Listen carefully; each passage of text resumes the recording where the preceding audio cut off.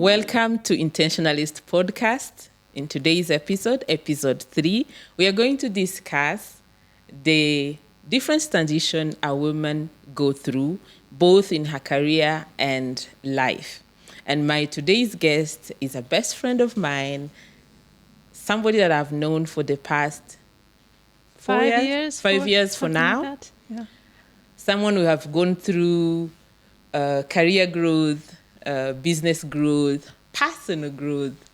A friend of mine who really hold my hand so dearly, and I thought this is a great opportunity to come and share with you a little bit of her, what I've benefited by having her in my company. And that's the main purpose of this podcast, is to create a sisterhood, is to create like a sisterhood middle ground where you will have access to impeccable women experiences and their journeys so that you get inspired, motivated to navigate life with much intentionality.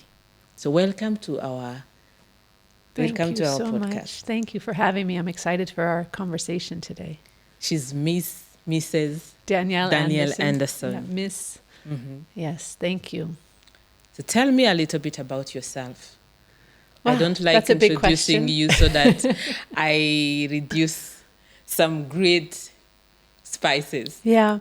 So I am a business owner. I've been a business owner for 11 years now. I work with other women in business and help them to become more structured so that they can work less hours and make more money. Basically having time for all of the other things that are important to us outside of our businesses. Mm-hmm. I'm also a mother. I have an 19-month-old who keeps me on my toes every single day. Mm-hmm. And I'm very much a firm believer that we go through different seasons in our life, that we go through different experiences in our life that define us in particular moments, but maybe don't define us forever. So I'm really excited about this conversation about transitions because I've had so many in my 43 years of being on this planet. Yes. And I think we all do. And sometimes we resist those transitions, which puts us in quite a tough space. We beat ourselves up a lot sometimes when we're going through them. So I really am looking forward to unpacking this topic and talking about it a bit deeper. Yes. Thank you so much for honoring my invitation to come to the Intentionalist podcast. Of course. And I would like us to talk about, when does a young girl give herself the freedom to choose career? Knowing that I have this career, I have this purpose, I have this dream, I have what my parents want me to become. How did you navigate those transitions? Your parents' wish, your own dreams, and how did it collude and make you who you are today? Wow, it's an interesting question because I look back on when I was younger, looking back maybe 30 something years ago when I was a teenager, and my parents actually never put me under pressure to be a certain thing, which in hindsight, I think was a really positive thing, but maybe at the time I felt like they weren't giving me that guidance that maybe some of my friends were getting. But unlike, African parents are like, you must be a doctor, you must be an engineer, you must be a lawyer. American parents aren't necessarily so much like that. They really just look at independence and kind of allowing you to make whatever decisions you want. So I actually had no idea what I wanted to do with my life when I was younger. I mean, I was very good in school. I always got good grades. I was ambitious from a young age, but I never said, this is what I need to do. This is what I need to be, which kind of landed me in a little bit of difficulty as I approached university because I didn't know where I wanted to end up. So I knew I was always interested in business. I actually studied business when I was in university, organizational management and behavior. And initially, I really wanted to go into the field of management consulting. Because I liked the idea of strategy. I liked the idea of pulling pieces together. This is what I still love doing. Yes. But I went to university, 1 in New York City and 2 during 9/11. So I watched those towers come down with my own eyes. And I thought to myself, there's no way I want to do management consulting. You have to be on a plane all the time. You have to fly all the time. You have to be away from your loved ones, which again, very ironic now, given that I live on the other side of the world and I've been all over the place. But at that time, as a 20-year-old, I didn't want that to be my life. I was scared. I had a lot of trauma from that experience. So I ended up doing an internship within financial services, an area that I never believed that I was going to want to be in. And I didn't really think that there was a place for, someone like me in that space, because I wanted to, as I said, do strategy. But during that internship, I learned that there's so many different roles within financial services. It's not just about number crunching and trading, but there's also the people side of things. There's, relationship management, there's strategy and structure. So anyway, long story short, that's where I ended up after university, was working within financial services. And I stayed in that career for a good decade, actually, before I finally decided, hey, actually, this isn't the space for me, which I'm sure we'll get onto a little bit later. So to go back to your question of like, how do women or young girls navigate those pressures? I didn't really have those same pressures that you mentioned. But I do think it's also about knowing whatever you decide in this moment when you're 14, 15, 16, 18, 20 years old, it's okay if you change your mind later on, because you don't know all the answers when you're young. Hey, you don't even know all the answers when you're in your 40s or maybe even in your 70s. And so it's okay to change your mind and to follow different passions at different times. The other thing I think we have to remind ourselves is like, our parents aren't going to be here forever. And neither are the other people around us that put this external influence or pressure on us. So ultimately, you do have to live your life for yourself and for what makes you happy, because one day they're not going to be there to shame you or berate you or give you pressure for what they want for you. Great. I have a different perspective on that, because when I was little, I had this passion to always do what my dad likes, because that's how I felt, giving him back the love that he had for me. So I ever dreamed of wanting to work on TV. Wow. And because I used to like how girls on TV look, the TV presenters or the anchors, how they're put together, different makeup, different hairstyle. And he told me, no, you have to become a scientist, because my dad was a military pilot. So he put me to do science. And I don't remember how I used to perform math very well in a very young age, like year 1, year 2. But I remember ever since we had that conversation, I really made it so seriously. I ended up doing mathematics. I ended up doing mathematics and physics and econometrics later on in higher studies. Looking back, career-wise, every career that I had revolving around mathematics and all that, yes, it brought bread to the table. Yeah. Money, travel. But did I felt fulfilled? No. I'm feeling more fulfillment in coaching than what I did. So the idea of telling girls to change their mind, detour, and take a different path, I agree with you on that. Yeah. So let me know, when we assess the fulfillment part, when you were becoming a strategist, and what was the fulfillment level back then in your 10 years of career?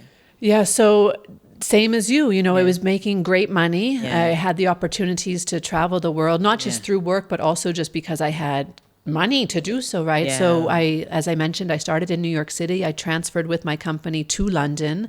I lived in London for 11 years and also got to travel to Asia and back to the States, but then personally traveled the world. And I wouldn't have been able to do that without that paycheck that I was getting. And in my mind, I was always kind of working towards a specific role within the organization, something that I believed was going to make me feel like, yes, I'm at the space where I want to be.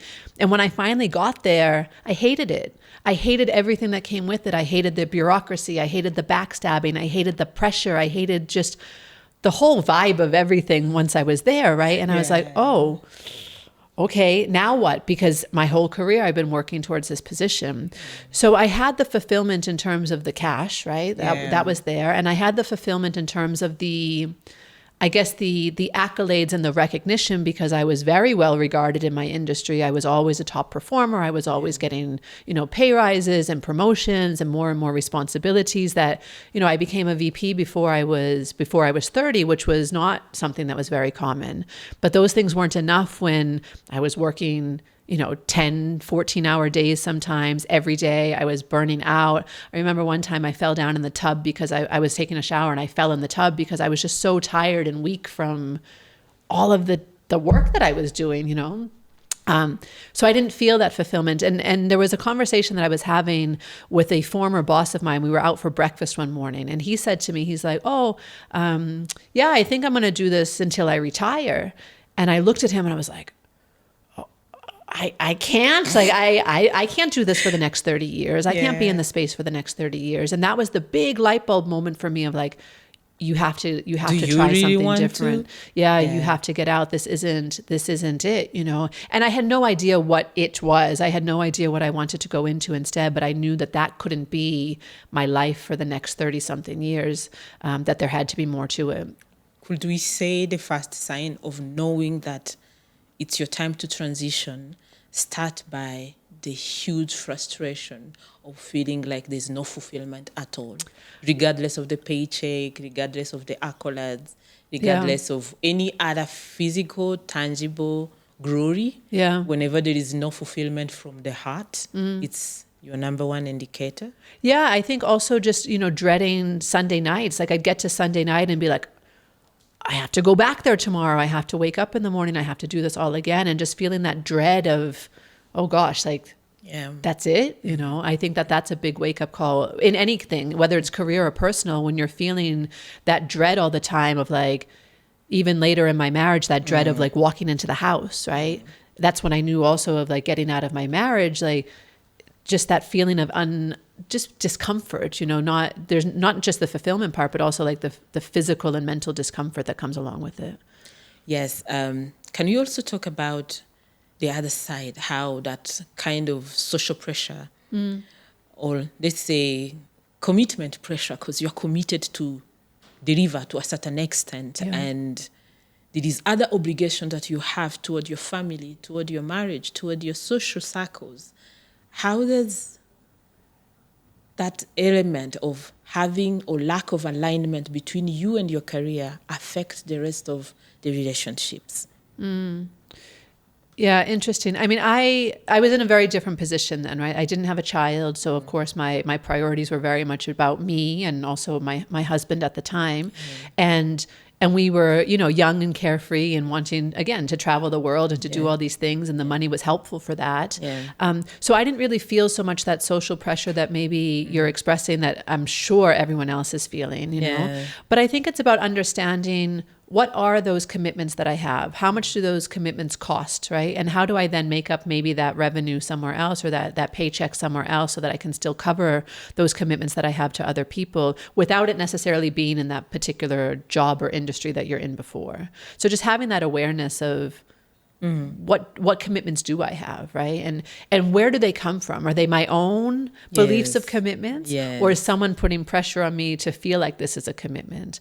I think mostly it's the society, because sometimes, you will tell me your personal experience.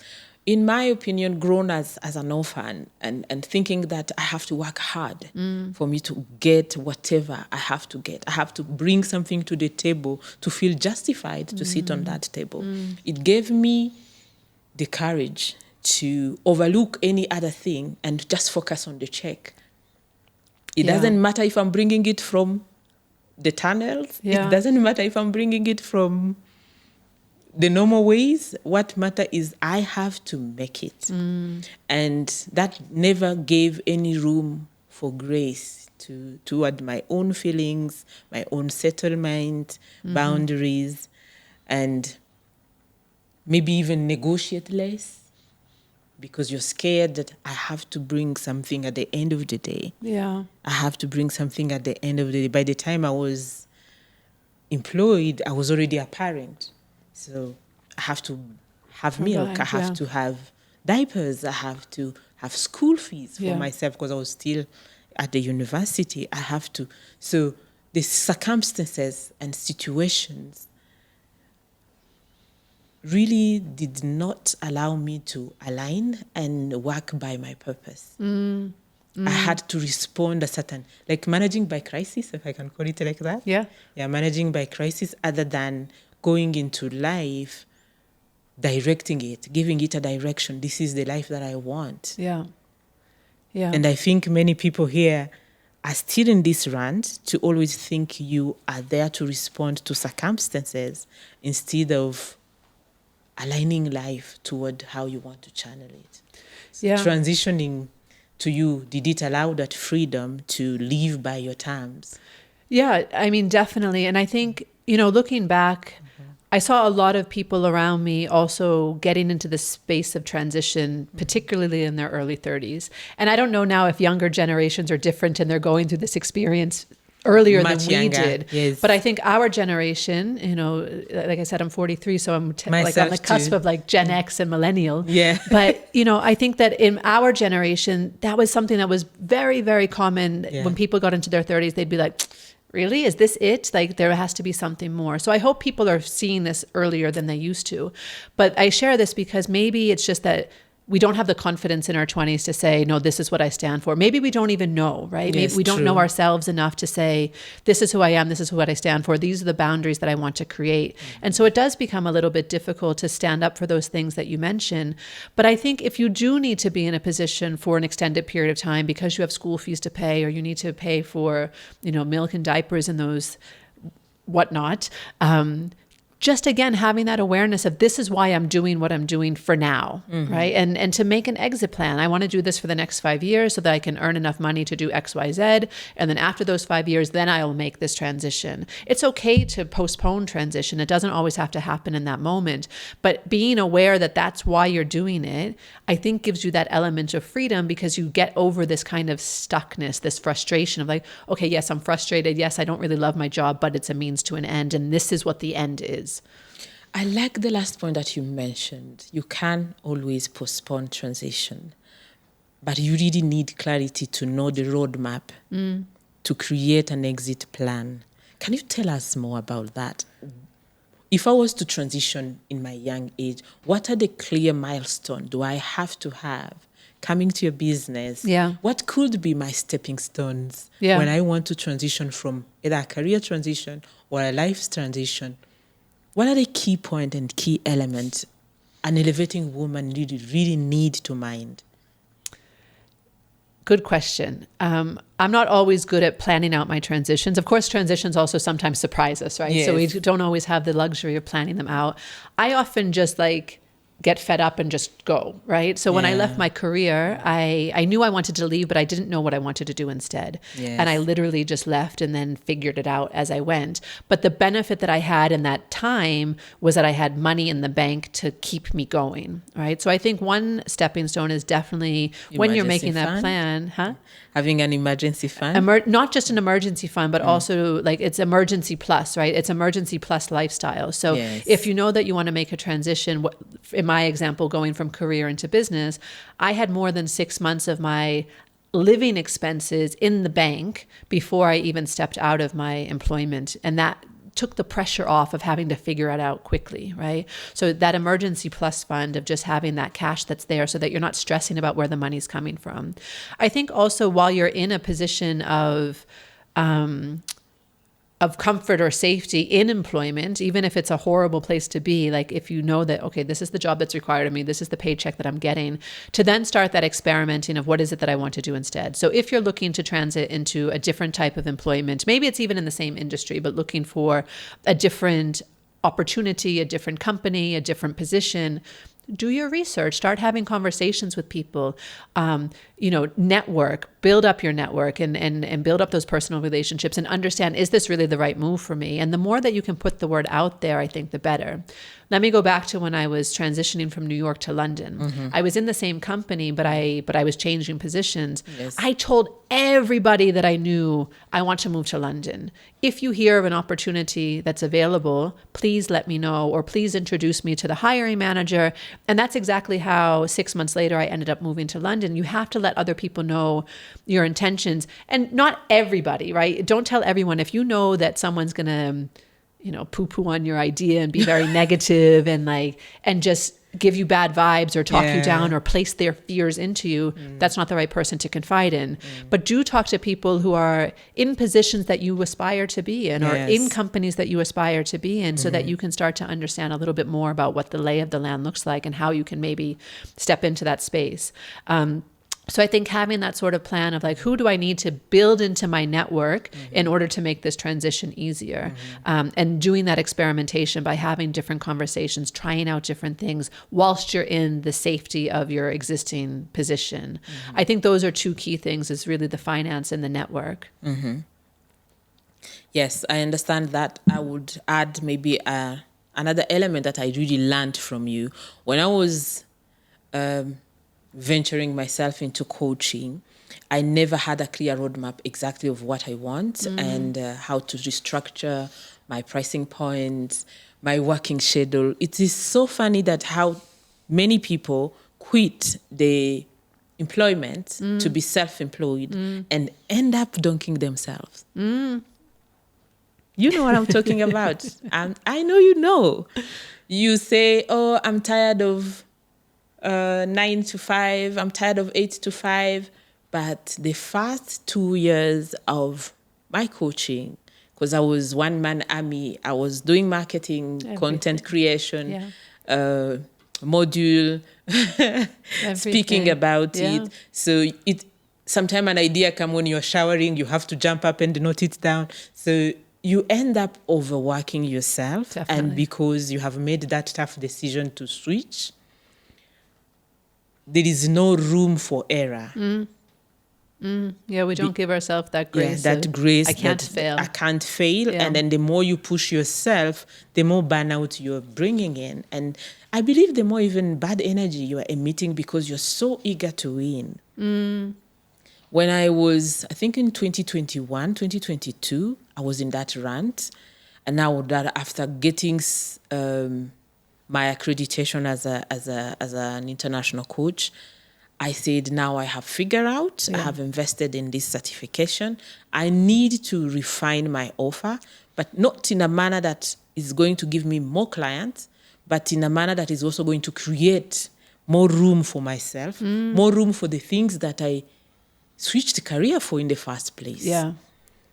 And when we did that session with simplicity of reviewing your lifestyle, understanding its cost, and now channeling your life, reviewing your calendar, putting yourself, because sometimes I would book a client who is in UK, for example, a client who is in France, a client who is in US, and I will rely on their availability because I want the money, guilt, and ended up waking up at 2 a.m., 3 a.m., and I have to drop kids in the morning and all that. So I think transitioning also, it's having a firm belief that you deserve better. And then choosing to structure your life according to that definition of better that you have given yourself. Yeah. Ever since we did that, it had led me to have, in fact, decompress my work time. For a whole 2 years, ever since 2023, I work from 11 to 3 p.m. Yeah. And anything that falls before or under that, it's not mine. And I'm at peace with it. Yeah.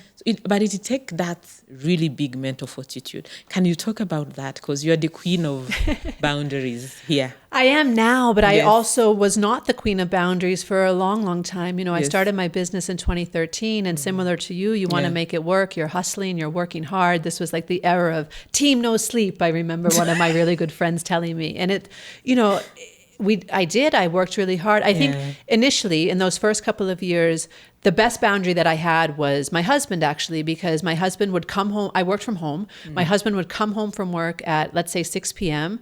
and I'd want to spend the evening with him. So I actually didn't do any work in the evenings for the first couple of years. And I was very bound by his traditional Monday through Friday work schedule, which was helpful. When that marriage started to deteriorate and I didn't really want to be in his presence so much anymore, I traveled a lot. I really took every single opportunity that I could, always traveling for work. In 2015, I was on the road for over a third of the year. So for more than 130 days, I was not in my physical house. I was working somewhere.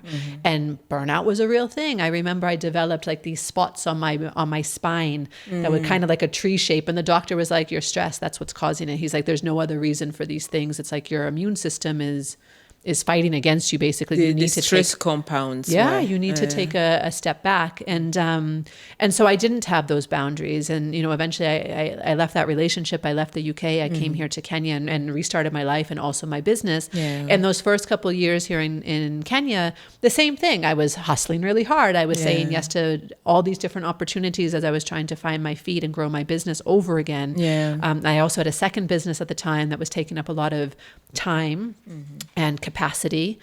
And the thing that really changed everything for me was COVID. So 2020, COVID came and Danielle was forced to sit at home for the first time ever, right? Danielle, who was always on the road, who was never in her house, who every 3 weeks was off somewhere, was forced to sit at home. And I was like, wow. I love my house. I love being at home. I love being able to define my own schedule and to do my own thing. And that's when I really started to develop a lot of boundaries, was in those COVID years, was, okay, I don't have to work so hard. I don't have to work every single hour of the day. Prior to COVID, I was also working 2 weekends a month because of the second business that I had. We were physically in different places. I was often working in the evenings. I was also socializing a lot. So I'd come home at 2, 3, 4, 7, who knows what time in the morning, and then starting over again the next day. And finally I was like, no, I can't do this anymore. And COVID forced me to stay at home and to really reassess everything. And what I did that year is I really invested in my business in a different way. I invested in 2 different coaching programs that really helped me to figure out what is it that I want to offer. So rather than offering all the different things that are possible, to really streamline my offers, to really streamline my schedule, and to figure out what hours I wanted to be working. So I remember initially I just set a boundary, like, you're not going to work after 7 p.m. And that was a huge initial boundary for me, right? Now I don't work after 4 p.m., but then 7 p.m. was a huge thing. And then in early 2021, we're still in lockdown and all of this nonsense. Oh no, maybe it was 2020. I said, no work on Fridays. I'm going to take Fridays off because I needed not just to use my weekends for like life admin. I needed time also for myself. So I said, okay, I'm going to start to decompress and to do things I wanted to do. So I started taking Fridays off. And then once I started with those boundaries, it became, and I saw the benefits of them, it became really easy to maintain them and say, no, it doesn't benefit me at all to work like a horse. It doesn't benefit me at all to not sleep properly. I mean, now with a toddler, the sleep is a whole different conversation. But, at the time, like, I was not sleeping for different reasons and it wasn't benefiting me. It was actually having a negative impact on my business, working those hours. And I really started to learn that working less, but being much more focused in those working hours allowed me to grow my business and make exponentially more money than I was when I was working all of those hours. So just having that real clarity in front of me made the boundaries a no-brainer. And now that's what I teach all of my clients how to set for themselves as well, is to, really understand, how are you spending your time and is that the best way to be doing it? It really works. It works because when I look at the amount of time I wasted, 2021, 2022, okay, because it was mostly the groundwork. Yeah. But when I see the amount of money that I made that time, and the amount of money and fulfillment and peace and the ability to do any other thing that I have right now, sometimes I think money is so glamorized that we tend to pursue money and we forget any other good thing. Yeah. Having experienced both, I love it here. I love it here. Having a structure, having the freedom, having the boundaries and the fulfillment, that you pursue life in a manner that if I have this, if I have a clean Friday calendar for the next 5 months, that's success for me. Yeah, that's beautiful. Success. It's beautiful. When you are able to even earn the same amount of money that you earn when you have donked yourself the whole week, it doesn't feel the same. I 100% agree. Yeah, so great. Yeah. Would you tell me a little bit on the transition that came, the commitment that came with parenthood? Was this a clock decision? Because sometimes there is this thing people say, oh, there is this clock on girls when you click 40, when you click 30.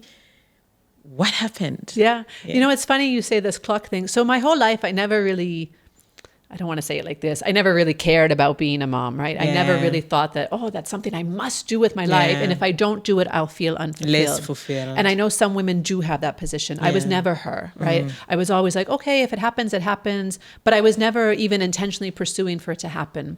So with my ex-husband, we had actually made a conscious decision that we weren't going to have children together. He was never interested in being a father. And then he had a medical situation. He actually passed away a number of years ago, but because he had this medical condition, it didn't make sense for us to have kids together. And so I actually thought, okay, if it never happens, I wasn't feeling any sort of way about it. Then I turned 40 and I thought to myself, Danielle, you're open to every life experience that exists. You travel the world, you move continents, you change careers, you reinvent yourself. Why are you so against this experience? Yeah. And I really had to dig deep in myself and answer that question. And I realized that a lot of it was because of my relationship with my own mother. My relationship with my larger family in general is not a very positive one. Yeah. And the fear that I was bringing of being a bad mom was the reason that I didn't really want to go down that route. And then I thought, no, Danielle, like, you're going to be an awesome mom. Like you have so much to teach a human being and to learn also from that person. Yes. And, you know, if you're so open to all of life's experiences, why not have this one? You know, why not experience, like we're only here once, right? In this form anyway. If you believe in past lives, maybe you've been here before, but in this form, in this body, we're only here once. Why not? Right. And so at the time I was dating my son's father and it made sense. And so we had a child. But it was never something that I was thinking about all of those other years. The clock, And it wasn't really necessarily like the biological clock is ticking and you're going to run out of time. Even when we started, you know, trying to have a child, there was uncertainty, like maybe it's not going to work. Maybe I'm not fertile anymore. Maybe my body is too old, but nope, 6 months later, the pregnancy, and then 9 months later, 9.5 months later, a healthy baby came out. So, so it was a transition that kind of, again, developed in my 40s because when I was turning 40, not only did that question come up, but also this question of legacy. Yes. What do you want to leave in this world? What do you want life to look like in this decade? And really thinking about what that looks like for me and taking that step, even though it's scary, right? Like, because that's one that you can't change your mind on, right? I mean, some people do, but you know, often you can't change your mind on becoming a parent. It's not like taking a different job and finding out you hate it. It's like, this is a job you're checked into for life, you know, if you want to be a good parent and a present parent. So I believe it's a transition I was very much ready for. I believe had I done it 10 years ago or even 20 years ago, maybe I would have had regrets. Because I would have missed out on all of those other life experiences that I was able to have by not having that commitment, that responsibility, that obligation to someone small who needs me 24 hours a day. So I'm glad I did it at the age of 42 rather than at the age of 32. And this is the chapter of the season that I'm in now. And I love it, as hard as it is sometimes and as sleepless as the nights can be. And the changes that I've had to make in my business to accommodate also being a parent. I think now is the perfect time for me to be in this space. I like that because sometimes we allow fear to govern our choices.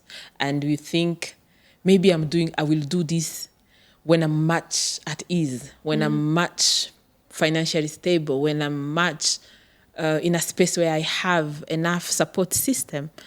But you are in a foreign country. You have less family members. You have few friends. Yeah. And you have the courage to take the boldest decision of having a child in a different country as a solo entrepreneur. Yeah.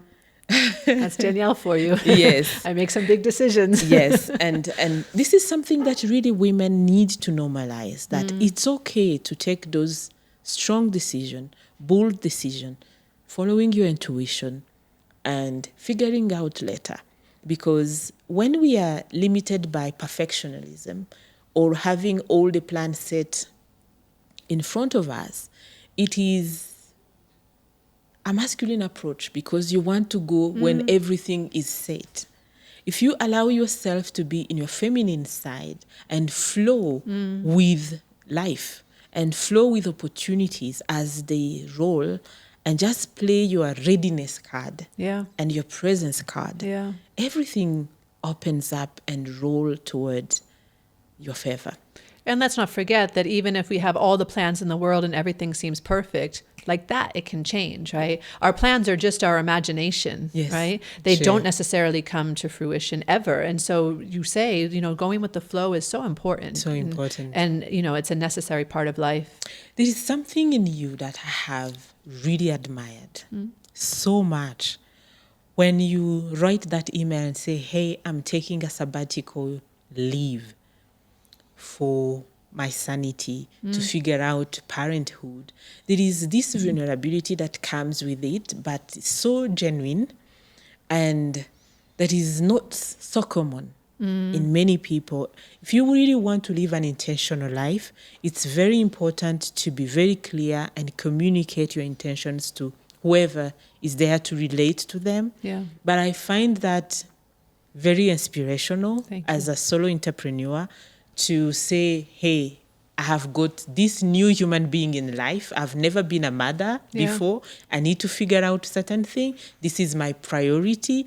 And believing that I'm leaving and it is okay. If I come back, life will still flow the way it was flowing. How do you navigate that fear and being able to suppress it and come back like you never left? So tell me that kind of sabbatical leave. Yeah, I mean, it's not the first time that I did it, right? So the first time that I actually took a leave from business, and let me be clear, like I've never been 100% away from business. I've always been maybe 70% away from business and just kind of focusing on maybe what you would call the bare minimum. Can you do 70% away? Tell us, comment below. 70% away from your business? 70%. Yes. Yeah, it's a lot. It's I mean, a even lot. 50% is hard, right? It is, yeah. And I think it comes from experience. So the first time that I actually took a bit of a step away from my business was when, in 2016, when my husband and I separated and I left the UK. Yeah. I knew I couldn't stay in the UK anymore. I'd been there for 11 years. Again, a transition. I was very unhappy there. I hated the weather, the people. No offense, British people, but you guys are a bit grumpy. Not me. It just wasn't the space that I felt. I didn't feel, despite living there for 11 years, I didn't ever feel the feeling of home there. Even though it's what I called my home, right? I just never felt settled there. It never felt like the right place for me. So when my husband and I separated, I knew that was my opportunity to go. But I didn't know where, because the US also didn't feel like home to me anymore. So I, at that point, was on the road for a little while, and that was a bit of a sabbatical. And I took, again, like 70% away from my business as I was trying to figure out where home was going to be. And in that experience, I learned that it's okay. It's okay to take a step back. It's okay to be vulnerable, share with people what you're going through so that you're not just like disappearing and then popping back in and then pretending like everything was okay, which I think which is very inauthentic, right? Some people might take a step from their business and they pretend like, oh, everything's rosy. I think if we can share vulnerability in a way that still feels authentic to us and not going overboard with what you're telling people, but just letting people know, hey, at this particular point in my life, I need to kind of take a back seat a little bit. Yeah. So that experience allowed me to understand, one, it's okay. Two, all of those systems and boundaries that I set up in 2020 and the way that I structured my business since then allowed a lot of stuff to carry on without me, right? So I had some people who were working for me at the time. I ended up letting them go because I didn't even want the responsibility of managing anyone. I just wanted to be able to be a mother figuring out what life now looks like and how that looks. And I didn't have the mental capacity to keep going. And again, from experience in the past, younger Danielle would have kept trying and going and burnt out. And I can't do that anymore. I've burnt out too many times in the past trying to hold everything together and to keep life going. So I knew that I needed to take that step back. So I think if you know that you want, okay, so again, like life happens to us sometimes and we don't know that it's going to happen. So we can't always plan, but as much as you know something is about to happen, like the arrival of a child, or maybe you have elderly parents that are needing more care and you want to be more present, or maybe you just want to go on a trip around the world, as much as possible, try to plan for that in advance by setting up systems in your business, setting up processes in your business, understanding what are the core things that I actually have to be doing. What is that 30% that needs to still happen while the other 70% can sit to the side? So for me, that 30% was working with the clients that I had, working with the clients who still wanted to work with me. So creating enough space in my calendar where that could still be possible, And literally everything else I let go. I let go of all my marketing. No one saw me on Instagram for a year. Yes. I didn't send out any emails for a year. And, I just started emailing people again like a month ago. And the response has been great. People are like, oh my gosh, welcome back. It's so nice to hear from you again. So I think if you can really intentionally build up your brand and like your audience and be authentic from the beginning, then those who really are interested in your work and they'll stick around even if you take a bit of a break. Great. Thank you so much for your insight. What are the other practical tools apart from on the business side now? What are other practical examples or resources or tips that you can share with a lady who wants to take up this journey of transitioning, either relationship-wise or career-wise, that really helped you on your journey, that you think it's the initial foundation or the initial stepping stone that somebody can take to reach where they want to be? Number one, you need to know yourself. You need to spend time learning who you are and what you want and what's important to you. And maybe that's something you can't do on your own. So invest in coaches, invest in a therapist, invest in, professional help books if you want to go down the route on your own. But really spend that time figuring out, who am I? What is important to me? What is it that I want? What do I want to achieve? What do I want to leave in this world? And knowing that as your foundation is the first thing in any transition, because without knowing who you are, how do you know what you're transitioning into? So that's number one. Number two is surround yourself with people who understand. So your friends might not get it. Your partner might not get it, especially if it's someone that you want to be leaving, right? And even if you've been friends with someone for your entire life, that doesn't mean you're always going to grow together or in the same direction. Talk about that. I mean, that I've experienced so many times in my life, even during my pregnancy, of just realizing, okay, some of you aren't down for this ride. Okay, no problem. And very easily, I'm happy to say it's hard, right? It hurts. But I don't try to force it. I'm like, okay, you're not around for this part, no problem. Let me find people who are around for this part. So don't be afraid to make new friends when you're in your 30s or your 40s or your 50s or your 60s or however. And I know it's harder to make friends when we're older, but really intentionally trying to build a network of people that get it. So when I was transitioning from career into entrepreneurship, that meant meeting other business owners, right? And other people that understood that journey. When I was transitioning from married into single, it meant also speaking to other women who had been through divorce, who had been through separation. And I'm now also that person for a lot of my friends. They come to me when they're experiencing difficulties in their relationships and making those difficult decisions.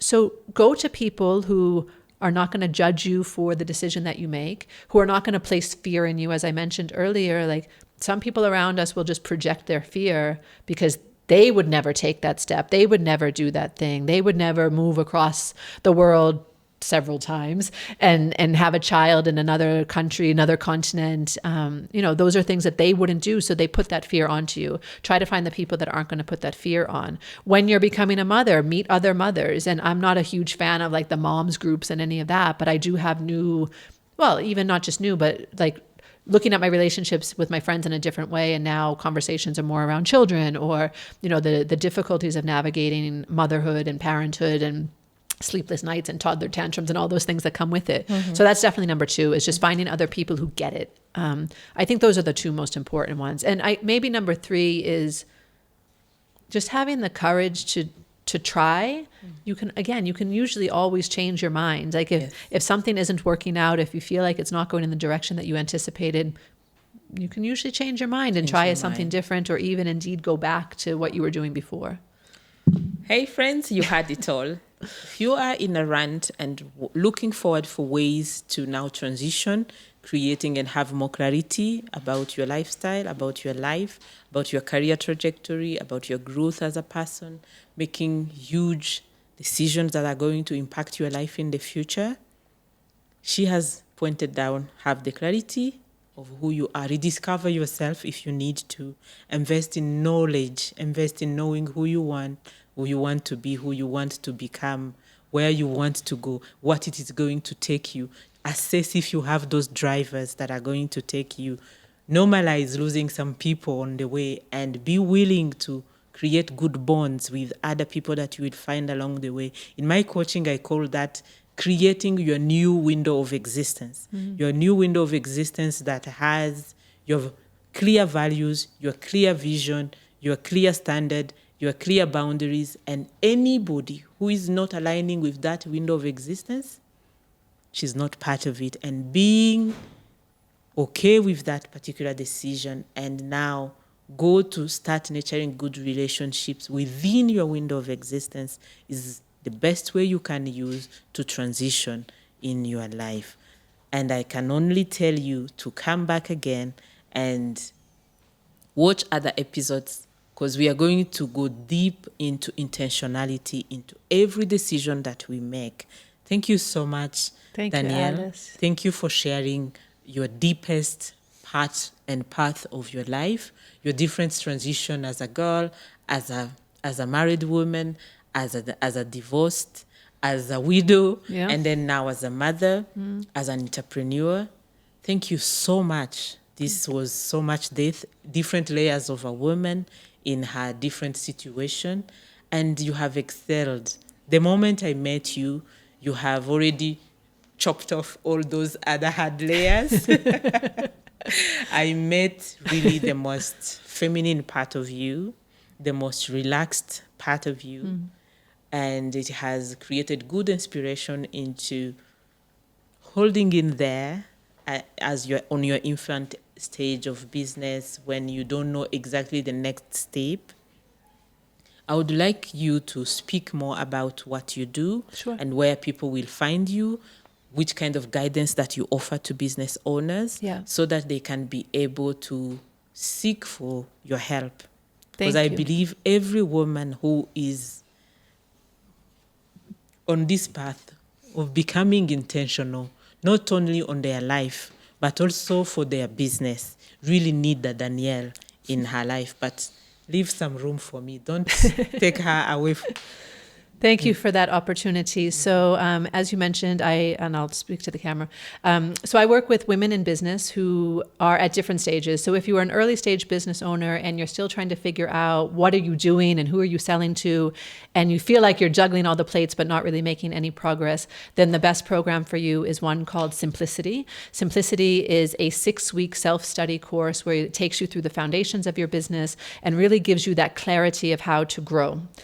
For those of you who are a little bit further along, or even indeed years into business, and who want to find that structure and set those boundaries and create space that you're working less hours but making more money, then I have group strategy days and also one-to-one experiences that I can support you in. You can find all of the information on my website, which is www.stepandstone, STEPANDSTONE.com. On the support page, you can find all of that there. Book a consultation with me and we can chat through which one makes the most sense for you. You can also find me on Instagram at _stepandstone. I'm not super active there at the moment. As we were sharing, I took a bit of a sabbatical, but you can, of course, get me there on DM as well. Those are the ways that people can work with me to really create that structure that allows you to have time for the other things in life that are also important. Awesome, Danielle. And this is the added value of following Intentionalist, because my main purpose bringing out this podcast was not to give you boring, sobering conversation. It is also to create like a middle ground, like a repertoire where you can come and find amazing women that you can work with. I'm not that mean girl, I share. So this is part of my sharing. Thank you. See you in our next episode.